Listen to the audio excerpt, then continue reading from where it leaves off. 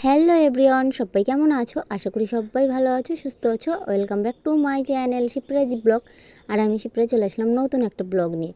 তো আজকের ব্লগটা হচ্ছে আগের দিন সকাল থেকে মানে দুপুর পর্যন্ত কী কী করেছিলাম, বিকালবেলা ব্লগটা তোমাদের সঙ্গে শেয়ার করব বলেছিলাম পরের ব্লগে তোমাদের সঙ্গে শেয়ার করব, বাট সেই ব্লগটাই নিয়ে এসেছি। মানে বিকালবেলা আজকে যাব আমি বাজারে। আর এই দেখো, এই জুতোটা বর কিনে দিয়েছিল অনেক দিন, মানে আগের সপ্তাহে কিনে দিয়েছিল। তো জুতোটা পরে নিলাম আমি, আর আমি রেডি হয়েছি। আর বরের সাইকেলে করেই যাচ্ছি আজকে। অন্যদিন আমি আমার সাইকেলে করে যাই, বাট আজকে বরের সাইকেলে করে যাচ্ছি। দেখো, অনেক দিন পর বরের সাইকেলে করে যাচ্ছি বাজারে। তো বরই নিয়ে চলে এসেছি। আর এটা হচ্ছে আমাদের ষষ্ঠীতলা। তোমরা কে কে চেনো অবশ্যই কমেন্টে জানিও। কিন্তু ষষ্ঠীতলা চলে এসেছি। তারপর দেখো চলে আসলাম ঠাকুরনগর বাজারে। আর তোমরা তো অনেক সবাই চেনো মানে ঠাকুরনগর বাজার। আর ঠাকুরনগর বাজারে চলে এসেছি। এটা যাচ্ছি আমি ফুটবল খেলার মাঠের ওই সাইডটা। তো ওইদিকে বর সাইকেলটা রাখবে, রেখে তারপরে যাব আমরা হাটে। মানে হাট থেকে কিছু একটু কেনাকাটা করতে হবে, যার জন্যই হাটে যাব। তো দেখো, বর সাইকেলটা রেখে চলে এসেছে। এখন আমরা এই হাটের মধ্যে চলে আসলাম। দেখো, আর এখান দিয়ে কিছু শাড়ি কিনতে হবে। কিছু শাড়ি কী কী কেনাকাটা করব তোমাদের সঙ্গে টুকটাক শেয়ার করব।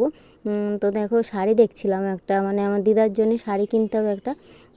তো সেটা কেনার জন্য এসেছিলাম। আর কোন শাড়িটা যে নেব সেটাই বুঝতে পারছিলাম না। তো এখানের মানে শাড়ির কালেকশনগুলো দেখাচ্ছিলাম তোমাদের, কত সুন্দর সুন্দর। তো তোমরা যদি চাও ঠাকুরনগরে এসে কিন্তু শাড়ি কিনতে পারো। খুব সুন্দর সুন্দর অল্প দামের ভিতরে শাড়ি পাওয়া যায়। তো আমার কেনাকাটা কমপ্লিট। এবার আমি চলে যাব বাড়িতে। আর বর তারপরে বাজারঘাট করে নিয়ে তারপর বাড়ি আসবে।